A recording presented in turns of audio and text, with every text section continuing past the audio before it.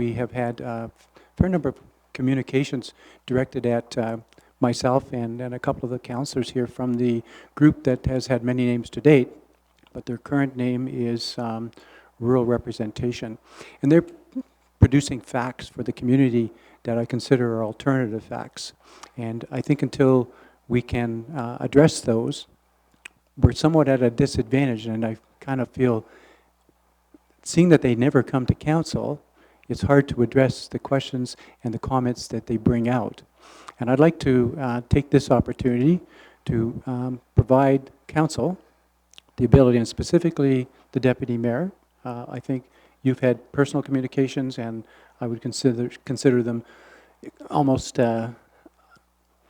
disrespectful communications. And I would say the same to Councillor Bletcher. I know I have. They can roll off me a little bit at a time. But I would like to just open the floor to council to perhaps present our facts, which we know are facts, versus what are now, instead of the new term for rumors and stuff, is alternative information. So I consider we're going to give you information that has been generated from alternative information. And I would also say, because these things are streamed, all right, and this council is open. Committee of the Whole is open. The budget sessions have been open. And a few of the people continually occupy, our municipal time, our municipal resources, our financial people, to continually re-explain what's already available. So I would certainly encourage that anybody who has questions, right, who wants to have the information, should be coming to council, should be coming to Committee of the Whole, and should be coming to the budget meetings, and should not be then coming in afterwards, sort of like in class where you come along and go, well, I didn't want to answer that question. I didn't want to ask that question in front of everybody. So I'm going to take your time privately to ask a question that everybody should have had. So I want to follow up on this a little bit more aggressively than we have to date, because I think it's detrimental to the community, it's detrimental to the spirit of the community to have a few people sniping at us without having any opportunity to respond. So I'm going to start this process with some verbal response and ask the councillors to provide us with some facts and some specific responses to this now rural representation group. Thank you. For those in attendance, and I'm going to make a comment, just a brief comment to members of the media. We have a package of the information that we are going to be presenting. We have a package for you so that all the information will be available to you. Essentially what, particularly the three of us that have been alluded to, we want to make sure that we respond to the most recent, what's called the Rural Rep. It's the newsletter. It's 10 pages long online that is put out by Rural Representation. And my concern is that it is now questioning the integrity and the character of myself, Councillor Bletcher, and the Mayor in particular, with some of the comments. And I want to make sure that the residents of this community, and particularly the rural residents that are receiving some of this information, know what the actual facts are. An example in the Rural Rep February 2017 edition, it makes mention of the fact that Council approved, and this is the statement, I've taken it right directly out of the newsletter, Council approved a 45% increase in our taxes 2 years ago, period. What it doesn't make reference to the fact is that the change was actually 37% over 10 years. What they're basically representing is that this is a 45% increase, and it makes it look like it's in 1 year. And I've had phone calls about this, and this is why I'm upset, is that this kind of information gets generated out in the rural community, and people get upset, like, I didn't know we were getting a 45% increase. No, 2 years ago, Council approved a 37% increase over 10 years.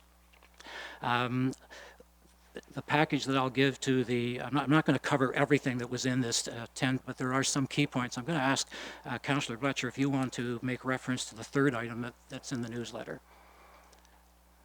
Sure. It's with respect to the budget we've just gone through and the tax levy increases, and the suggestion was that it was a 6.5% increase in the rural area and the urban 4.5%, and it's actually the urban areas 4.5, and the rural areas 7.0%, but that was on the municipal portion before applying the LLRW funds and the year-over-year interest earned difference. So it will be a change as well, and that the full bill will be impacted even less than that once we have the county and the education included. And just a comment that, you know, our staff have done a great job of the 2017 draft budget, and it's on the municipal website. It's there's a one-page summary that is actually quite informative and easy to read, and we just have to look for the information. The information's there, and as the deputy mayor alluded to, it's just unfortunate that people there's a lot of hearsay information and people don't get the facts, and I know that this council works very hard, and our staff work very, very hard to make sure that when people ask for information, that it is provided in a timely manner to them.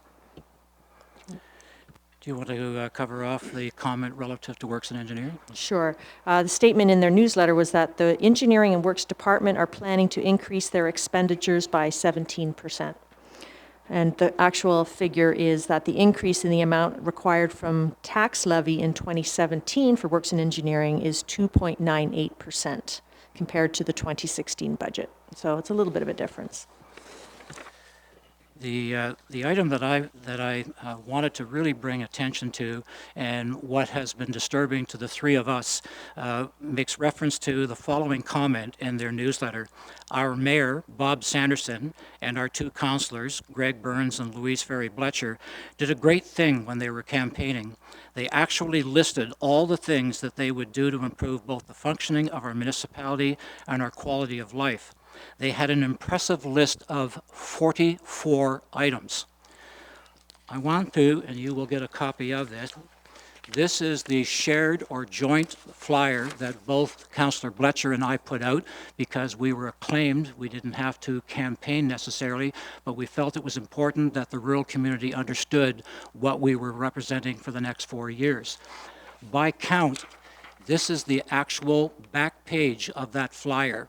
It lists 10 items, and each and every one of them, just as an update, have either been completed, they are partially completed, or because of the necessity, they're ongoing. That's 10. Keep adding it as we go along. In Mayor Sanderson's flyer that they represent, that has an impressive list of 44 items between the two of us, he has 11. 10 plus 11 is 21, not 44. This is the type of thing that when we make reference to alternative facts, this is what's disturbing to council that's coming from this organization. Get it right, get it factual, and by the way, show up to some of our meetings when we are talking about some of these items. The next item, and we're not going to go through them all, if you want to cover off that last one. Lastly, it's the comment in their newsletter was said, interestingly or not, our 3 elected representatives are noticeably absent in support and action to bring high-speed access to the rural ward. And, you know, we don't have the funds to build towers in the rural ward, but this council has been very active in working with local internet providers. There were 2 meetings, March 2nd, 2016 and April 11th, 2016, that were facilitated by council with local internet providers to discuss how the municipality can assist them in providing better service to the rural area. We have had ongoing confidential discussions at the request of these ISPs, internet service providers, and they're continuing to look to increasing service in the rural community.